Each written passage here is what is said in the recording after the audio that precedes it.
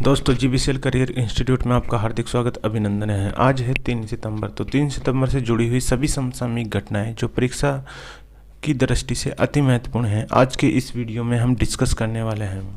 तो दोस्तों इस चैनल को सब्सक्राइब कर लीजिए और सभी दोस्तों को शेयर कर दीजिए। तो आगाज़ करते हैं आज के इस वीडियो का मोटिवेशन कोट के साथ कि जब मंजिल को अपना मान लिया, जब आंखों में अरमान लिया, मंजिल को अपना मान लिया, तो मुश्किल क्या आसान क्या, जब ठान लिया तो ठान लिया। तो दोस्तों आपने मंजिल को अपना मान ही लिया है, तो उस मंजिल को पाने के लिए संघर्ष तो करना ही पड़ेगा, कठिनाइयाँ तो आएगी है।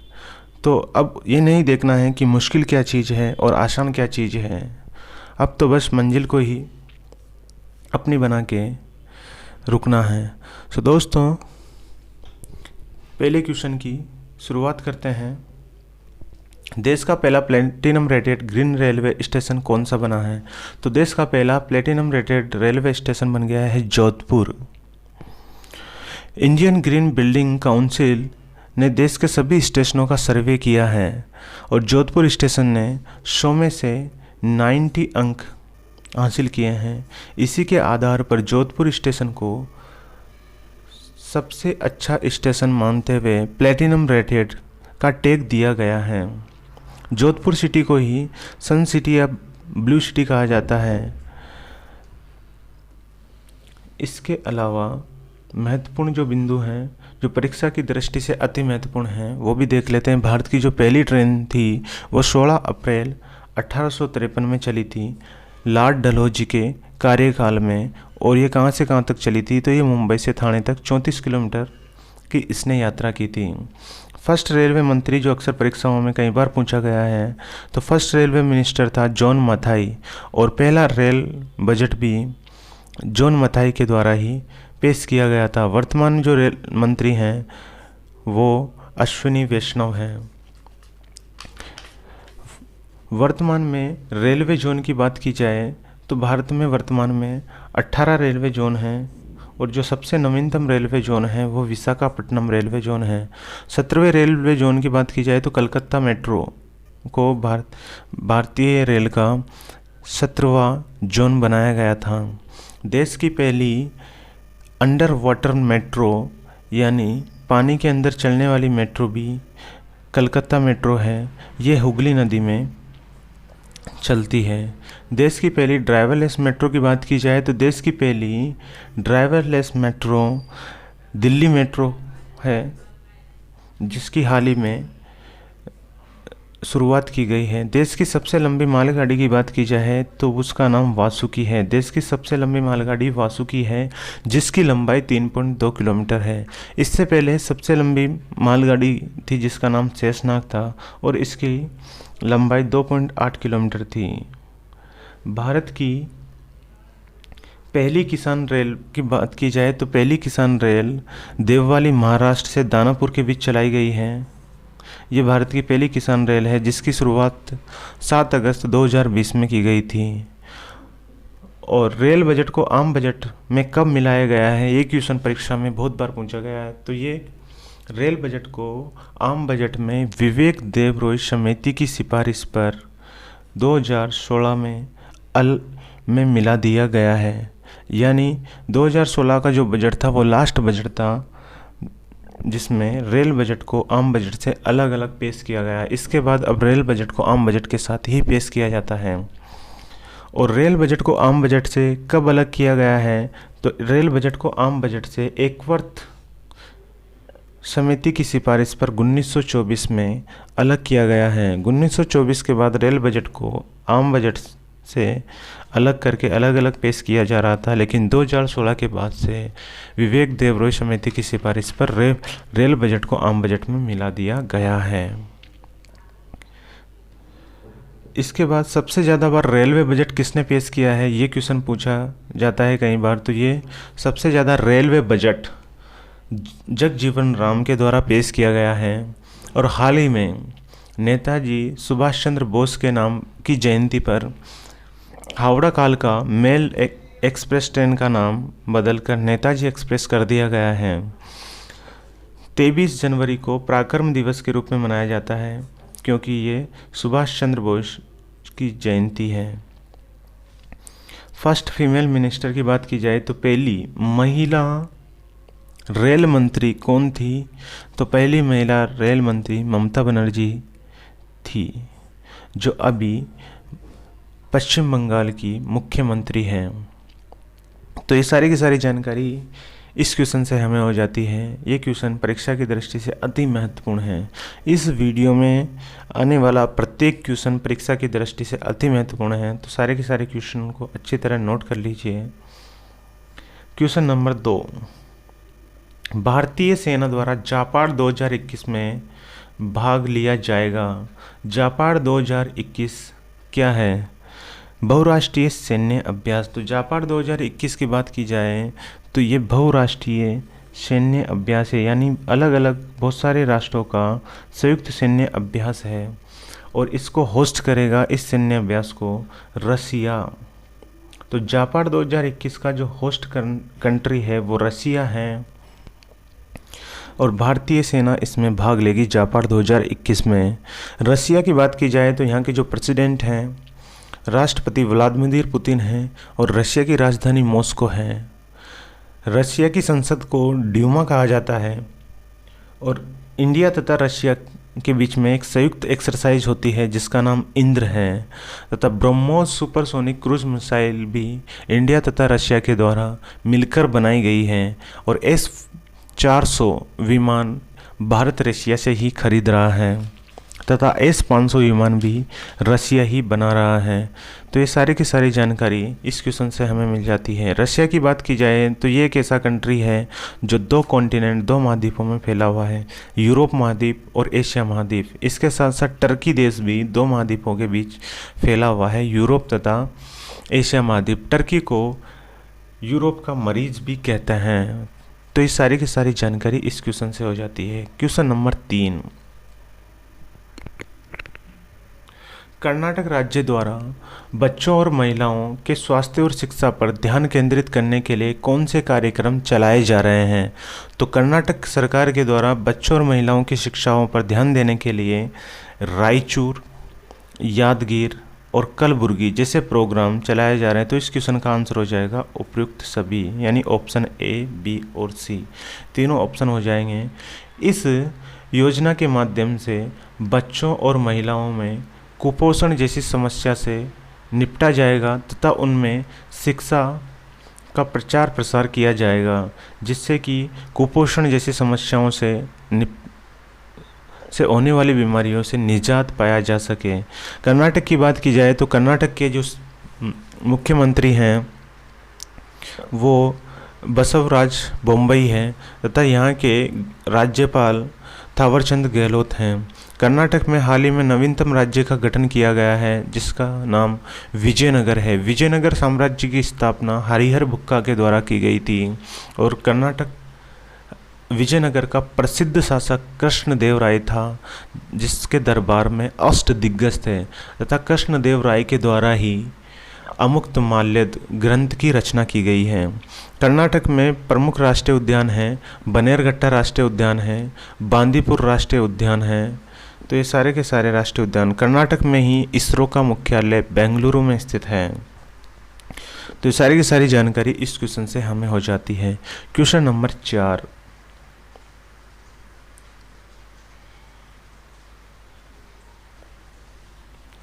नागालैंड ने किस वर्ष तक राज्य में 100% साक्षरता प्राप्त करने का लक्ष्य रखा है? तो नागालैंड ने किस वर्ष तक अपने राज्य में 100% साक्षरता कर लेगा? तो ये लक्ष्य 2030 रखा है, यानी 2030 तक नागालैंड राज्य में 100% साक्षरता होगी। नागालैंड की राजधानी कोहिमा है, और नागालैंड के जो मुख्यमंत्री हैं वो पेमा खांडू हैं, तथा यहाँ के राज्यपाल नेफ्यू रियो हैं। राइट टू एजुकेशन एक्ट था, ये 2019 का था, तथा कुछ प्रमुख अधिनियम और देख लेते हैं। राइट टू इंफॉर्मेशन एक्ट सूचना का अधिकार आरटीआई एक्ट है, ये 2005 का अधिनियम है। 2025 की बात की जाए तो भारत को टीबी मुक्त करने का लक्ष्य 2025 रखा गया है, जबकि यूएनओ ने विश्व को टीबी मुक्त करने का लक्ष्य 2030 रखा है। और 2030 भारत को मलेरिया मुक्त करने का लक्ष्य रखा गया है। तो ये सारी की सारी जानकारी इस क्वेश्चन से है। आपदा प्रबंधन अधिनियम की बात की जाए तो आपदा प्रबंधन अधिनियम सन 2005 का अधिनियम है। खाद्य सुरक्षा अधिनियम 2019 का अधिनियम है। खाद्य सुरक्षा अधिनियम सन 2019 का अधिनियम है, जिसको 20 जुलाई सन 2020 में लागू किया गया है। राष्ट्रीय मानवाधिकार अधिनियम की बात की जाए तो ये 1993 का अधिनियम है। और राष्ट्रीय मानवाधिकार आयोग के जो अध्यक्ष हैं वो अरुण कुमार मिश्रा हैं। राष्ट्रीय मानवाधिकार आयोग है, ये असंवैधानिक निकाय है। तो कई बार क्वेश्चन एग्जाम में आता है कि राष्ट्रीय मानवाधिकार आयोग है, ये संवैधानिक निकाय है या फिर असंवैधानिक निकाय है। तो राष्ट्रीय मानवाधिकार आयोग है, ये असंवैधानिक निकाय है।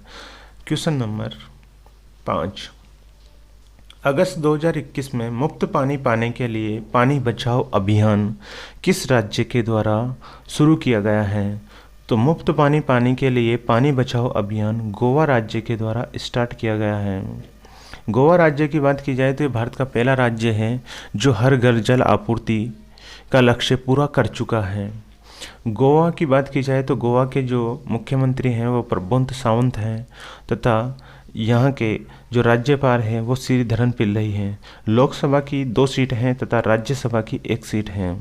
भारत में ड्रिंक फ्रॉम टैप जल आपूर्ति का लक्ष्य वाली सिटी कौन सी है? तो ये पुरी है। ड्रिंक फ्रॉम टैप वाली सिटी पुरी उड़ीसा है। तथा भारत में जलापूर्ति हर घर जलापूर्ति का लक्ष्य 2024 रखा गया है। हर घर जलापूर्ति का लक्ष्य 2024 रखा गया है। रेबीज मुक्त वाला पहला राज्य भारत का गोवा है। रेबीज मुक्त वाला भारत का पहला राज्य भी गोवा है। और समान इक्वल सिविल कोड वाला राज्य भी गोवा है। और समान सिविल संहिता आर्टिकल 44 में दी गई है और ये डीपीएसपी राज्य के नीति निर्देशक तत्वों के अंदर आती है। तो ये सारी की सारी जानकारी इस क्वेश्चन से है। भारतीय उद्योग परिसंघ के अध्यक्ष कौन हैं? तो भारतीय उद्योग परिसंघ के जो अध्यक्ष हैं वो टीवी नरेंद्रन हैं। तथा चीफ इलेक्शन कमीशन कौन है? तो चीफ इलेक्शन कमीशन है सुशील चंद्रा। मुख्य चुनाव आयुक्त की स्थापना 25 जनवरी 1950 को हुई थी और वर्तमान में मुख्य चुनाव आयुक्त सुशील चंद्रा हैं। भारत के पहले मुख्य चुनाव आयुक्त सुकुमार सेन थे। सीवीसी चीफ विजिलेंस कमीशन मुख्य सतर्कता आयुक्त सुरेश एन पटेल हैं। और सतर्कता आयोग की स्थापना संतानम समिति की सिफारिश पर की गई थी। तो इस सारी की सारी जानकारी परीक्षा की दृष्टि से अति महत्वपूर्ण है। क्वेश्चन नंबर 6, सितंबर 2021 को किसे सीबीडीटी के अध्यक्ष के रूप में नियुक्त किया गया है? CBDT central board for direct taxes प्रत्यक्ष कर का केंद्रीय बोर्ड के अध्यक्ष नियुक्त किया गया है जेबी महापात्रा को प्रत्यक्ष कर का बोर्ड अध्यक्ष बना दिया गया है। इस सीबीडीटी की स्थापना 1963 के एक्ट के तहत 1964 में की गई थी। एन के सिंह की बात की जाए तो एन के सिंह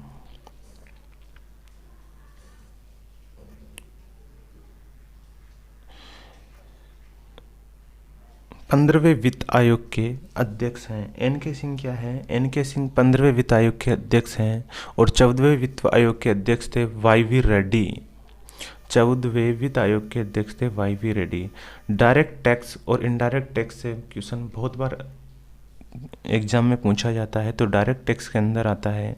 एक तो निगम कर आता है और आयकर जो इनकम टैक्स है वो भी डायरेक्ट कर के अंदर आता है। निगम कर, कॉरपोरेट टैक्स भी डायरेक्ट टैक्स के अंदर आता है। Indirect tax GST indirect tax में आता है, और जीएसटी है ये समवर्ती सूची का विषय है, क्योंकि जीएसटी 3 प्रकार का होता है, सीजीएसटी, आईजीएसटी और एसजीएसटी, स्टेट वाला। जीएसटी की बात की जाए तो 1 जुलाई 2017 से लागू किया गया था, और GST goods and service tax है जो एक तरह का इनडायरेक्ट टैक्स है। क्वेश्चन नंबर 7, अगस्त 2021 में खाद्य आपातकाल किस देश में लगाया गया? तो अगस्त 2021 में खाद्य आपातकाल हमारे पड़ोसी देश श्रीलंका में लगाया गया है। श्रीलंका में भुखमरी बहुत तेज़ी से फैल रही है, क्योंकि यहाँ पे वित्तीय आपातकाल, वित्तीय संकट है, और यहाँ पे ये पूरी तरह से गरीबी से जूझ रहा देश है। श्रीलंका की बात की जाए, श्रीलंका और भारत के बीच में पाक जल संधि है, और मन्नार की खाड़ी भी इन्हीं के बीच है। श्रीलंका के जो प्रधानमंत्री है वो महिंद्रा राजपक्षे हैं, तथा यहाँ के राष्ट्रपति गोटाबाया राजपक्षे हैं। श्रीलंका की राजधानी श्री जयवर्धनेपुरम कोट्टे हैं, और हबनटोटा जो श्रीलंका का बंदरगाह है ये चीन के अधीन है। चीन को इसके विकास के लिए दे रखा है।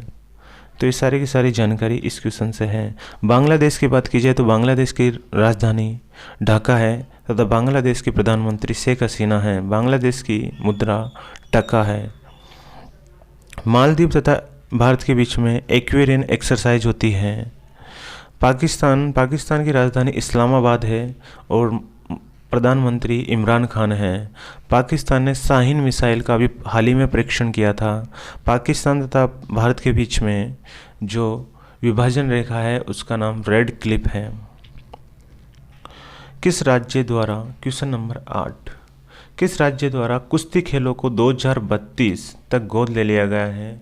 तो ये कुश्ती खेलों को 2032 तक गोद ले लिया गया है यूपी राज्य के द्वारा।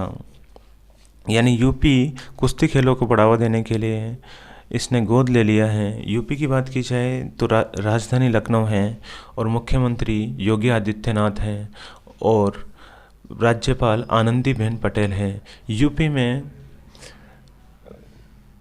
लोकसभा की 80 सीटें हैं, तथा विधान परिषद में 100 सीटें हैं।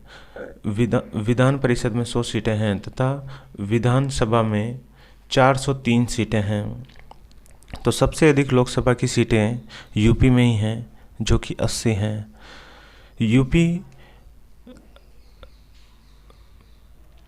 में लखनऊ है वो गोमती नदी के किनारे है, तथा वाराणसी गंगा नदी के किनारे है, और लखनऊ मेट्रो को अल्ट्रावायलेट किरणों से साफ किया जाएगा। ये पहली मेट्रो है जिसमें इस तकनीकी का उपयोग किया जाएगा। और बाराबांकी में रामायण संग्रहालय की स्थापना की जा रही, वो भी यूपी में है। कर्नाटक तथा असम और मिजोरम में खेल विश्वविद्यालय को खोला गया है, तथा यहाँ पर खेल को पढ़ाई का दर्जा, शिक्षा का दर्जा दिया गया है। तो इस सारी की सारी जानकारी इस क्वेश्चन से हमें मिल जाती है। तो दोस्तों ये वीडियो कैसा लगा? यदि पसंद आया तो वीडियो को लाइक कीजिए और शेयर कर दीजिए, तथा चैनल को सब्सक्राइब कर दीजिए। Thank you for watching.